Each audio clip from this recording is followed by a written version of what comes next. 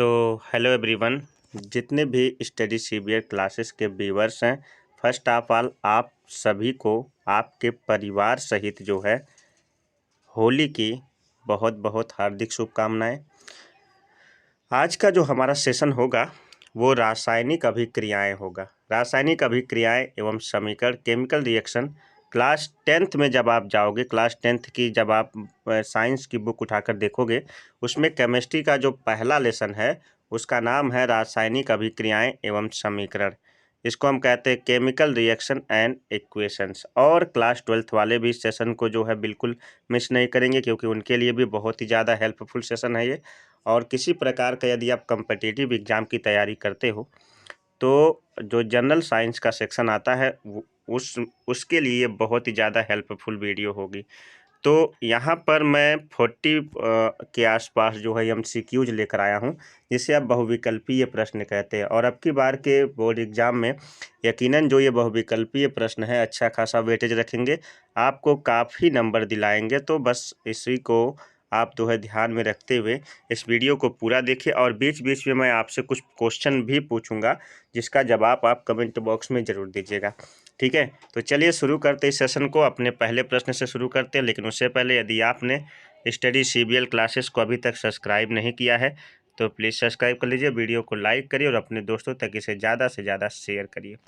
Question number 1 है Zn + CuSO4 = ZnSO4 + Cu दी गई रासायनिक अभिक्रिया किस प्रकार की है। जिंक ने जो है कॉपर को हटाकर उसका स्थान ग्रहण कर लिया, क्योंकि जो है जिंक की इलेक्ट्रोनेगेटिविटी जो होती है, वैद्युत ऋणात्मकता जो होती है अधिक होती है। इस कारण से वह जो है, यानी कहने का मतलब जिंक मजबूत पड़ जाता है और कॉपर उससे कमज़ोर पड़ जाता है, इसलिए उसका स्थान हटा के ले लेती है।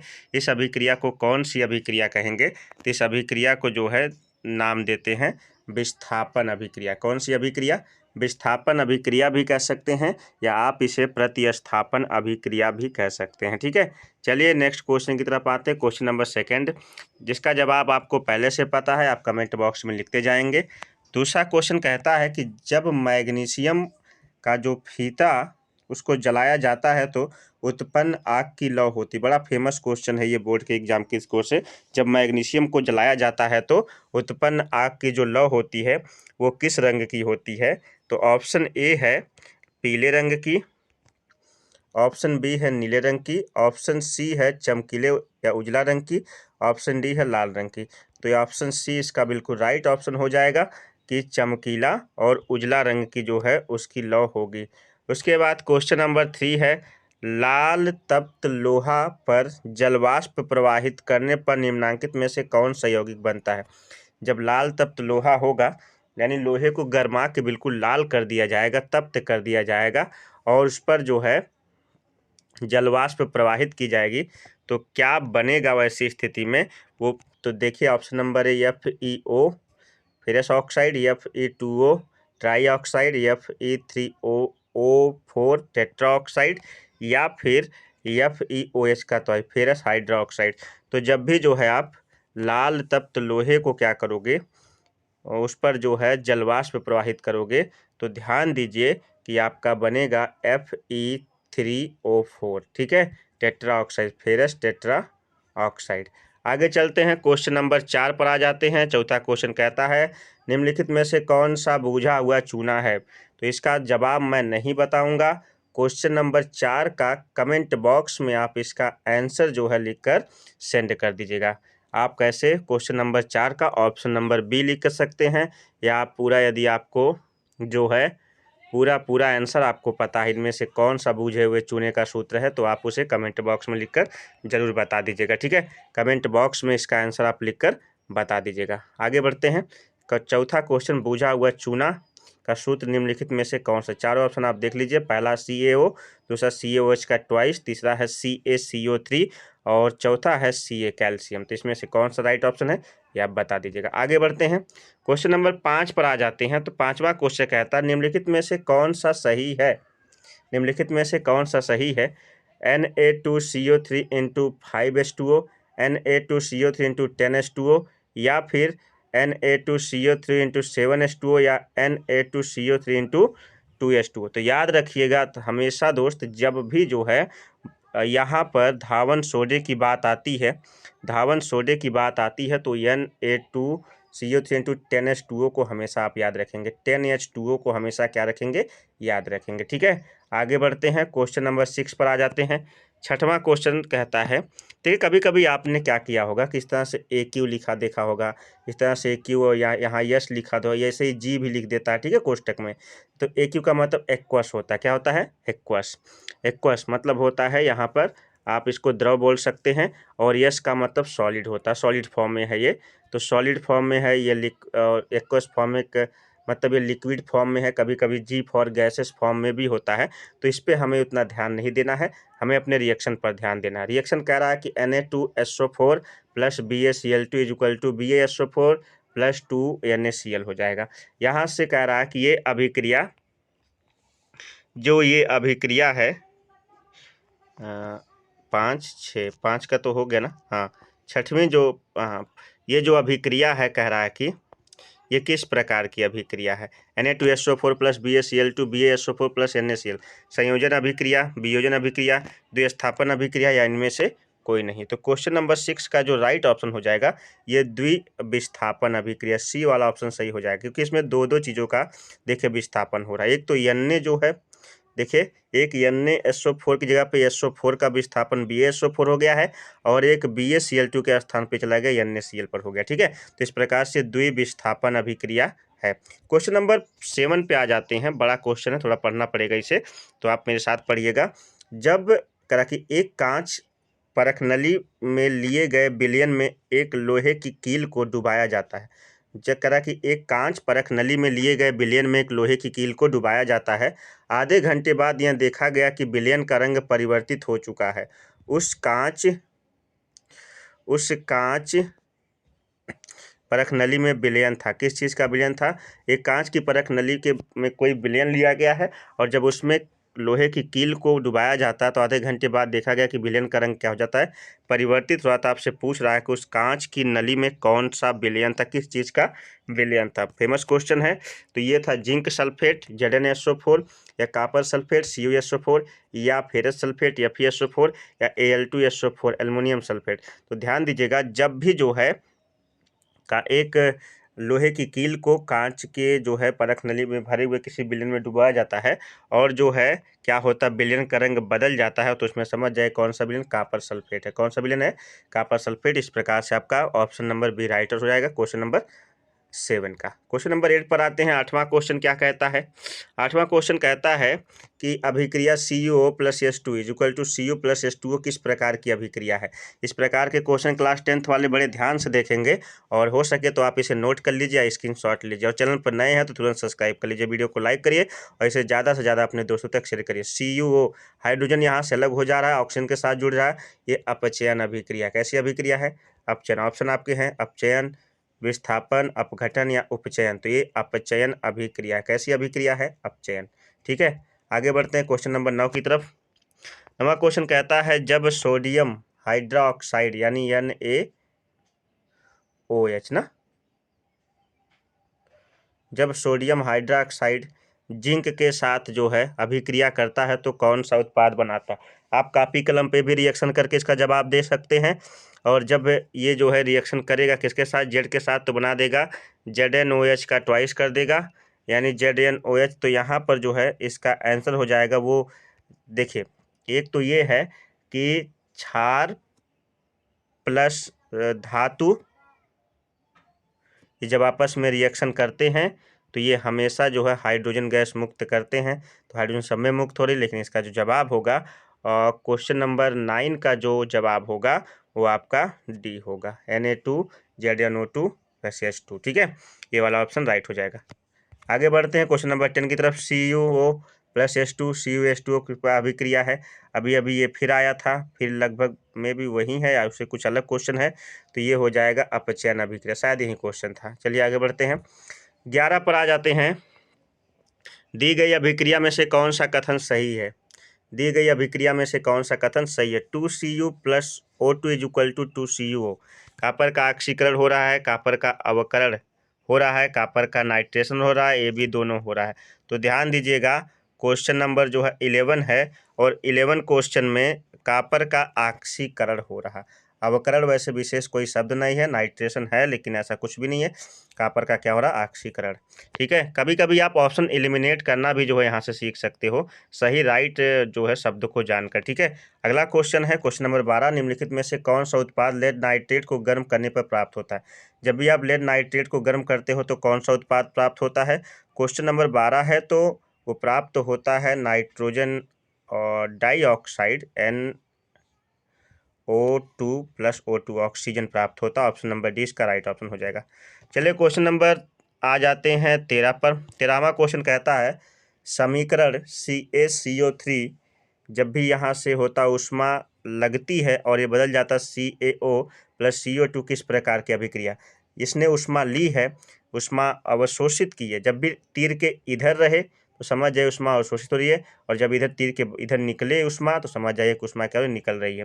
तो भाई जब ऊष्मा अवशोषित होती है ना, तो इसे कौन सी अभिक्रिया कहते हैं। तो कौन सी अभिक्रिया है, तो ये है वियोजन अभिक्रिया। कौन सी अभिक्रिया, वियोजन अभिक्रिया। वियोजन, संयोजन, उभयगामी और प्रतिस्थापन, ये 4 ऑप्शन है, इसमें वियोजन राइट हो जाएगा। क्वेश्चन नंबर 14 पर आ जाते हैं, और 14वां क्वेश्चन कहता है लाल तप्त आयरन पर जलवाष्प प्रवाहित करने से कौन सा यौगिक बनता है। अगर लोहा है रक्त तप्त तो उसमें जलवाष्प प्रवाहित कर दिया। ये क्वेश्चन 14 है, और इसे इस तरह से भी पूछ सकता है, तो बन जाएगा FeO, नहीं गलत है, Fe2O3 और Fe3O4, और अगला ऑप्शन है FeS।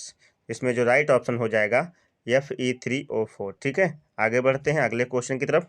आगे है सिल्वर क्लोराइड AgCl का रंग क्या होता है, कैसा होता है सिल्वर क्लोराइड, यानी AgCl का रंग कैसा होता है, सिल्वर क्लोराइड का रंग कैसा होता है। सफ़ेद, श्वेत मतलब सफ़ेद, पीला या हरा या काला। तो भैया ये सिल्वर क्लोराइड का जो रंग होता है AgCl का, वो श्वेत होता है, सफ़ेद होता है। आगे चलते हैं क्वेश्चन नंबर 16 की तरफ, थोड़ा फास्ट चल रहे हैं, देखते चलिए। फेरस सल्फेट जो होता है क्रिस्टल का रंग होता है। फेरस सल्फेट का जो क्रिस्टल होता है, अभी हमने आपको सिल्वर क्लोराइड का बताया, AgCl का इस पे पहले बताया, अब जो है किस पे आ गए हम, फेरस सल्फेट पर। फेरस सल्फेट क्रिस्टल का रंग कैसा होता है, तो ध्यान दीजिएगा, फेरस सल्फेट जो क्रिस्टल होता है उसका जो रंग होता है वो कैसा होता है। यहाँ पे 4 ऑप्शन है, श्वेत है, हरा है, लाल है, और एक ऑप्शन है श्वेत, हरा, लाल में भी, और एक है भूरा। तो जो फेरस सल्फेट का विलयन होता है उसका जो रंग होता है वो होता है हरा। कैसा होता है, हरा। फेरस सल्फेट विलयन का रंग कैसा होता है, हरा होता है। ठीक है, यानी 16 का बी ऑप्शन राइट है। आगे चलते हैं, क्वेश्चन नंबर 17 है कि नाइट्रोजन डाइऑक्साइड NO2 के धुएं का रंग कैसा होता है। नाइट्रोजन डाइऑक्साइड NO2 के धुएं का रंग कैसा होता है। ए है भूरा, बी है लाल, सी है हरा, और डी है पीला। तो ध्यान दीजिएगा, जो नाइट्रोजन डाइऑक्साइड होता है उसको जलाने पर उसका जो धुआं निकलता है वो भूरे रंग का होता है, ब्राउन रंग का होता है, ब्राउन। ठीक है, आगे देखिए, एक अगला जो क्वेश्चन है क्वेश्चन नंबर 18। एक क्वेश्चन मैं आपको दे चुका हूँ, भुजे हुए चूने का सूत्र क्या होता है। एक और क्वेश्चन आपके सामने आ चुका है, और मैं इसे भी आपको होमवर्क के तौर पर दूंगा। श्वसन किस प्रकार की रासायनिक अभिक्रिया है। उपचयन, संयोजन, ऊष्माक्षेपी या ऊष्माशोषी। ये 4 ऑप्शन आपके पास है। उपचयन का मैं अर्थ बता देता हूँ। ऑक्सीकरण और अपचयन अभिक्रियाएं जब दोनों मिलकर चलती है तो उपचयन कहलाता है। संयोजन का भी अर्थ आपको बता दे रहा हूँ, जो अभिक्रियाएं दो रासायनिक अभिक्रिया एक साथ मिल जाती, संयोजन। ऊष्माक्षेपी, जिसमें ऊष्मा क्या होती है, बाहर निकलती। ऊष्माशोषी, जिसमें ऊष्मा क्या होती है, ग्रहण की जाती है। तो श्वसन किस प्रकार की रासायनिक अभिक्रिया, क्वेश्चन नंबर 18 का जवाब आप कमेंट बॉक्स में लिखकर बताइएगा। ठीक है, इसमें से कौन सा ऑप्शन सही दिख रहा है आपको। तो 18 का आपके लिए रहा होमवर्क, जिसे आप कमेंट बॉक्स में लिखकर इसका जवाब देंगे। ठीक है, इसका आंसर हम आपको नहीं बताएंगे। चलिए क्वेश्चन नंबर 19 पर आ जाते हैं। 19वां क्वेश्चन है साग सब्जियों के विघटित होकर कंपोस्ट जब बनता है ना, जब साग सब्जियां सड़ती हैं और वो कंपोस्ट में बदलती हैं, तो उसका उदाहरण क्या है, क्या उसमें क्या होता है उनमें क्रिया। ये ऊष्माशोषी हो जाती हैं, या ऊष्माक्षेपी हो जाती हैं, या उभयगामी हो जाती हैं, या प्रतिस्थापन हो जाती हैं। तो साग सब्जियां जब भी जो है क्या होती हैं, जब भी इन्हें फेंका जाता है और जब ये सड़ती हैं तो ये हो जाती हैं कैसी, ऊष्माक्षेपी। कैसे हो जाती हैं, ऊष्माक्षेपी, यानी उनमें से ऊष्मा बाहर निकलती है। ठीक है, क्या होती है उनमें से ऊष्मा बाहर निकलती है। अगला क्वेश्चन है क्वेश्चन नंबर 20 है कि उपचयन वह क्रिया है जिसमें ऑक्सीजन का योग होता है, हाइड्रोजन का वियोग होता है, इलेक्ट्रॉन का त्याग होता है या ये सभी होता है। तो ध्यान दीजिएगा, जो क्वेश्चन नंबर आपका 20 है वो आपके प्रश्न से रिलेट है, जो हमने आपको होमवर्क के लिए शायद 18 क्वेश्चन दिया है, तो उससे शायद ये मिलता जुलता सभी चीज़ें होती है। ऑक्सीजन का ऑक्सीकरण भी होता है, हाइड्रोजन का वियोग भी होता है, इलेक्ट्रॉन त्यागता भी, और सभी प्रकार की क्रियाएं क्या होती हैं, ऊष्मा, सभी प्रकार की अभिक्रिया उपचयन अभिक्रिया में होती हैं। क्वेश्चन नंबर 21 पर आ जाते हैं। तो 21वां क्वेश्चन कहता है निम्नलिखित में से कौन संयुग्म एकल विस्थापन प्रदर्शित करता है। एकल विस्थापन प्रदर्शित करता है, निम्नलिखित में से कौन संयुग्म एकल विस्थापन प्रदर्शित करता है। ए है NaCl विलयन का कॉपर धातु एवं कॉपर धातु, बी है MgCl2 विलयन एवं एल्युमिनियम धातु, सी है FeSO4 विलयन एवं सिल्वर धातु, और डी ऑप्शन है AgNO3 विलयन एवं कॉपर धातु। इनमें से कौन सा है, फटाफट आप जवाब कमेंट बॉक्स में लिखिए। तो जो क्वेश्चन नंबर 21 है उसमें आपका जो राइट ऑप्शन हो जाएगा AgNO3 विलयन एवं कॉपर धातु, इसका क्या हो जाएगा, राइट ऑप्शन हो जाएगा। यही जो है ऑप्शन AgNO3 जो है युग्म एकल विस्थापन अभिक्रिया को दर्शाता है। ठीक है, आगे बढ़ते हैं। चलिए दोस्तों, हम आ गए हैं क्वेश्चन नंबर 22 की तरफ, लेकिन उससे पहले आप चैनल को सब्सक्राइब जरूर कर लीजिएगा, वीडियो को लाइक करिए और वीडियो अच्छी लग रही है तुरंत जो है इसे शेयर कर दीजिए दोस्तों तक। क्वेश्चन नंबर 22 कहता है कि अभिक्रिया जिसमें आयनों का आदान प्रदान होता है क्या कहलाती है, संयोजन, द्विविस्थापन, अपघटन या फिर जो है अवक्षेपण। इनमें से कौन सा ऑप्शन आपको राइट दिख रहा है जहां पर आयनों का क्या होता है, आदान प्रदान होता है। तो भैया जिनमें आयनों का आदान प्रदान होता है वो द्विविस्थापन अभिक्रिया कहलाती है। कौन सी अभिक्रिया, द्विविस्थापन अभिक्रिया। क्वेश्चन नंबर 23 कहता है कि अभिक्रिया C2Cu + O2 2Co किस प्रकार की अभिक्रिया है। तो ये है अपघटन अभिक्रिया या उपचयन अभिक्रिया या उदासीनीकरण या अवक्षेपण। तो क्वेश्चन नंबर 23 जो है इसमें जो है उपचयन अभिक्रिया का क्या है, उदाहरण है। कौन सी अभिक्रिया का, उपचयन अभिक्रिया का। अगला क्वेश्चन कहता है कि वे अभिक्रियाएं जिनमें उत्पाद के बनने के साथ साथ ऊष्मा भी उत्पन्न होती है, यानी रिएक्टेंट से जब प्रोडक्ट बनता है तो वहाँ पे क्या होता है, हीट भी जो है रिलीज होती है। तो वे अभिक्रियाएं क्या कहलाती हैं, ऊष्माक्षेपी अभिक्रिया या ऊष्माशोषी अभिक्रिया या प्रकाश संश्लेषी या उपचयन अभिक्रिया। तो जहाँ पे ऊष्मा निकलती है ना, यानी ऊष्मा बाहर निकल रही है, तो हम ये कह सकते हैं कि वह अभिक्रिया जो है ऊष्माक्षेपी अभिक्रिया। छेप मतलब बाहर निकाल देना, और अवशोषी मतलब शोषित कर लेना, अवशोषित कर लेना। इसका मतलब ये, इसका राइट ऑप्शन ए हो जाएगा, ऊष्माक्षेपी अभिक्रिया। आगे चलते हैं क्वेश्चन नंबर 25 की तरफ। 25वां क्वेश्चन कहता है लोहे पे जंग लगने की क्रिया को क्या कहते हैं, संक्षारण, विकृत गंधिता या विस्थापन या फिर जो है इनमें से कोई नहीं। बड़ा फेमस क्वेश्चन है, सारे बच्चे जानते हैं। इस क्रिया को हम कहते हैं संक्षारण। क्या कहते हैं, ए ऑप्शन राइट हो जाएगा, संक्षारण। चलिए क्वेश्चन नंबर 26 पर आ जाते हैं कि ये क्वेश्चन आपको कमेंट बॉक्स में लिखना इसका जवाब। जो आप चिप्स खाते हो ना, आलू की जो चिप्स होती है उसका जब भी आप उसे खरीदते हो तो देखते हो कि वो फूला रहता है, उसमें कोई गैस भरी रहती है, और उसी गैस का परिणाम है कि आपका चिप्स जो है क्या होता है, किसी तरह से नम नहीं होता है, मतलब चिप्स जो है ढीला नहीं होता है, बिल्कुल कड़क ही पड़ा रहता है। तो आलू की चिप्स की थैली में कौन सी गैस भरी जाती है। इसका जवाब आप जो है कमेंट बॉक्स में लिखकर बताएगा। तीसरा क्वेश्चन है आपके लिए होमवर्क कि आलू की चिप्स की थैली में कौन सी गैस भरी जाती है, ऑक्सीजन, नाइट्रोजन, हीलियम या मीथेन। ऑक्सीजन, नाइट्रोजन, हीलियम या मीथेन। 26वां क्वेश्चन भी आपके लिए होमवर्क रहा, और ये आपको क्या करना है, इसका जवाब कमेंट बॉक्स में लिखकर बताना। ठीक है, तो चलिए क्वेश्चन नंबर 26 भी आपके लिए होमवर्क ही है। एक अभिक्रिया आपके सामने दी गई है AB + CD = AD + CB का अभिक्रिया का नाम बताइए। संयोजन है, इस अभिक्रिया में देखिए A के साथ D जुड़ चुका है और B के साथ C जुड़ा, तो वियोजन है या उभय विस्थापन है या फिर जो इनमें से कोई नहीं है। तो अभिक्रिया जो है यहाँ पर, जहाँ पर क्या हुआ है, फेरबदल हो गया है केवल।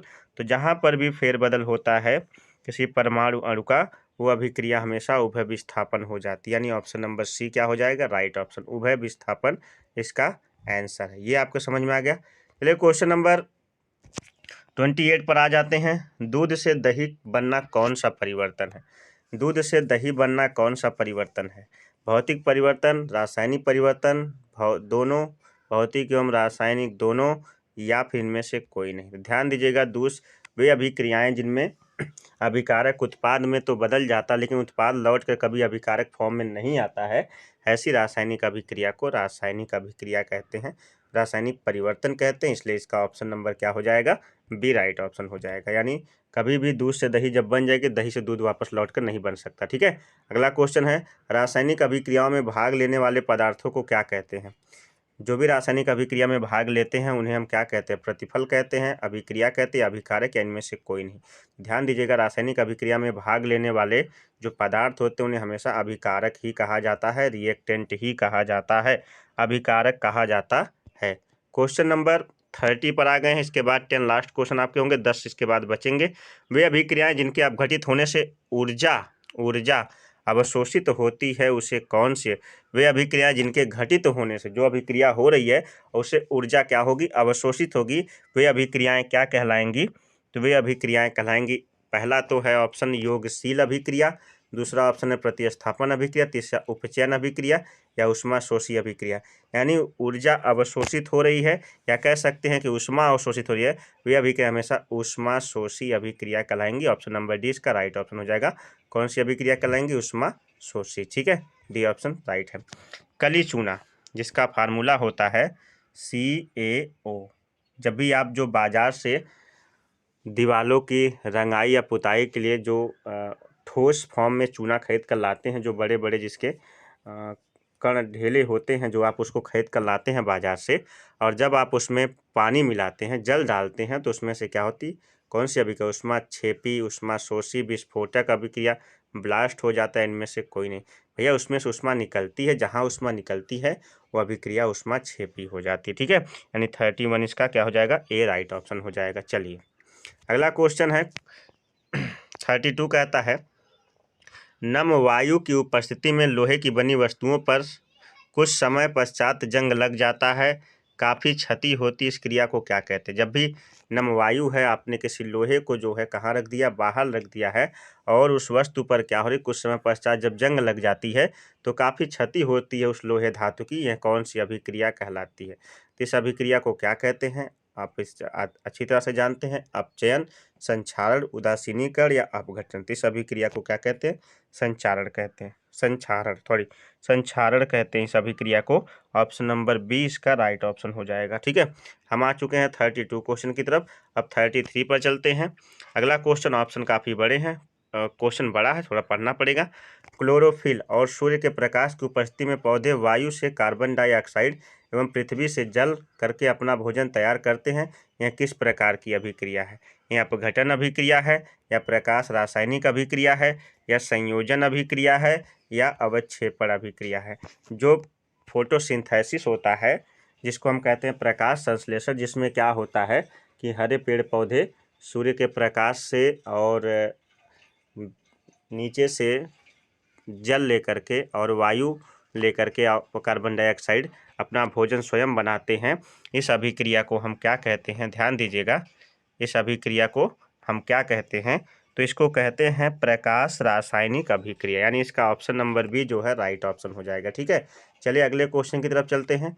34 पर आ चुके हैं। निम्नलिखित में से कौन सा पदार्थ सूर्य के प्रकाश के प्रभाव से अपघटित हो जाता है? इस सूर्य के प्रकाश के प्रभाव में रखने पर कौन सा पदार्थ इसमें से अपघटित हो जाता है?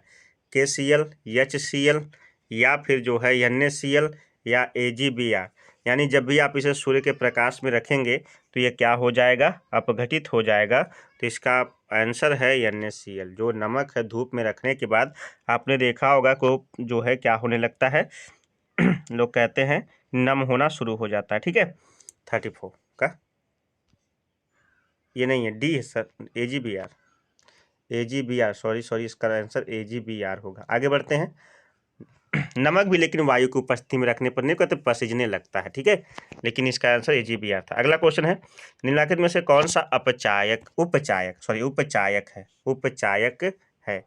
तो H2CO O2 या फिर जो है H2S, इसमें से कौन सा जो है क्या है, उपचायक है। निम्नलिखित में से कौन सा उपचायक है। तो इसमें से जो उपचायक है वो ऑक्सीजन है। कौन है, ऑक्सीजन उपचायक है, यानी ऑक्सीकारक है, ठीक है। और अपचायक कौन है, हाइड्रोजन। आगे चलते हैं। शरीर में भोजन का पचना किस प्रकार की अभिक्रिया है। उपचयन, संयोजन, विस्थापन या अपचयन। तो उपचयन का मतलब होता है कि ऐसी अभिक्रिया जिसमें ऑक्सीजन की आवश्यकता पड़ती है। तो शरीर में भोजन का पचना एक प्रकार की उपचयन अभिक्रिया है। इसे आप जो है ऑक्सीकरण की अभिक्रिया भी कह सकते हो। क्वेश्चन नंबर 37 बहुत ही फेमस क्वेश्चन है बोर्ड एग्जाम के दृष्टिकोण से, और मैं मानता हूं कि मोस्ट इम्पॉर्टेंट है। इसका आंसर भी मैं नहीं बताऊंगा, आपको कमेंट बॉक्स में लिखकर इसका जवाब देना है। अम्ल और क्षार के बीच की अभिक्रिया होने पर लवण तथा जल बनता है। इस अभिक्रिया को क्या कहते हैं। जब अम्ल और क्षार आपस में रासायनिक अभिक्रिया करते हैं, आप आंसर कहीं से भी ढूंढ कर दे सकते हैं। मैं मानता हूं कि यदि अब मैंने क्वेश्चन पूछा है और आप इसको देख रहे हो तो आंसर देना आपका दायित्व है, और कहीं से भी आप ढूंढोगे तो यहाँ से आपका नॉलेज इंक्रीज ही होगा, क्योंकि ये मानना है कि जब भी आप किसी चीज़ को खोजते हो उसका आंसर मिलता है तो लंबे समय तक याद रहता है। इसलिए आपका नॉलेज बढ़ेगा। बस कमेंट बॉक्स में आप जवाब दीजिएगा, मैं आपको बताऊंगा कि आपका जवाब राइट है या रॉन्ग है, और फिर उसके बाद मैं आपको सही डायरेक्शन भी दूंगा, ठीक है। तो अम्ल और क्षार के बीच जब रासायनिक अभिक्रिया होती है और रासायनिक अभिक्रिया होने से लवण तथा जल बनता है, तो इस अभिक्रिया को क्या कहते हैं। 4 ऑप्शन आपके पास है। इस अभिक्रिया को संयोजन अभिक्रिया, अपघटन अभिक्रिया, उदासीनीकरण अभिक्रिया या अवक्षेपण अभिक्रिया। इन चारों में से कोई एक सही है।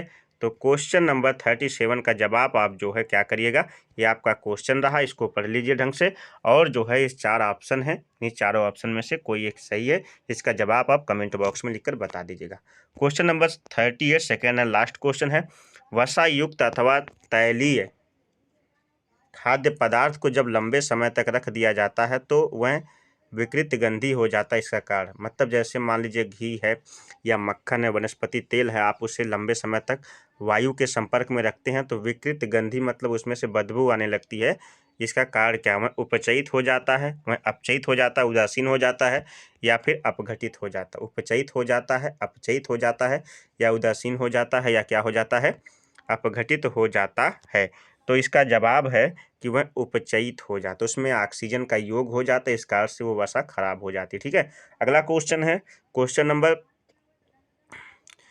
39 क्या कहता है कि प्राकृतिक गैस CH4 का दहन है। प्राकृतिक गैस CH4 यानी मेथेन, मेथेन का दहन है ऑक्सीकरण, संश्लेषण, विस्थापन या फिर जो है इनमें से कोई नहीं। जब भी मेथेन क्या करती है, दहन करती है, मेथेन मेथेन जब भी दहन करती है तो इस अभिक्रिया को हम कहते हैं विस्थापन अभिक्रिया। कौन सी अभिक्रिया, विस्थापन। और इस सीरीज का सबसे अंतिम क्वेश्चन है, निम्नलिखित में से कौन सा पदार्थ बिना ज्वाला के जलता है। निम्नलिखित में से कौन सा पदार्थ बिना ज्वाला के क्या होता है, जलता है। मोमबत्ती, किरोसिन ऑयल, कोयला या मेथेन गैस। तो 40 का जो है जवाब है कोयला। कोयला जलता तो है लेकिन उसकी ज्वाला जो है बाहर नहीं निकलती, आपने देखा होगा, ठीक है। वो वहीं पर धुनी में ही क्या लगा रहता, ठीक है। तो आज का सेशन कैसा रहा। क्लास 10th के विद्यार्थियों के बहुविकल्पी प्रश्न को सुधारने की एक सौगात है, और 12th के लिए भी एक बहुत ही महत्वपूर्ण वीडियो। और अगर आप किसी प्रकार की कम्पिटिटिव एग्जाम की तैयारी कर रहे हो तो आज की वीडियो आपके लिए बहुत ज़ोरदार होगी। उम्मीद करता हूँ कि आज की वीडियो आप सभी को बहुत पसंद आई होगी। और हाँ, आप जो है चैनल को सब्सक्राइब कर लीजिए, अपने दोस्तों तक शेयर करिए, जिन तक शेयर करिए ना उनसे भी जो है आप चैनल को सब्सक्राइब करने को कहिए, क्योंकि हम आपके सपोर्ट में हमेशा खड़े हैं। तो आप भी स्टडी CBL क्लासेस का सपोर्ट करिए। तो मिलते हैं एक नई वीडियो के साथ। फिर से एक बार आप सभी को होली की बहुत बहुत शुभकामनाएं। तो चलिए, नमस्कार, बाय बाय, जय हिंद, हैप्पी होली।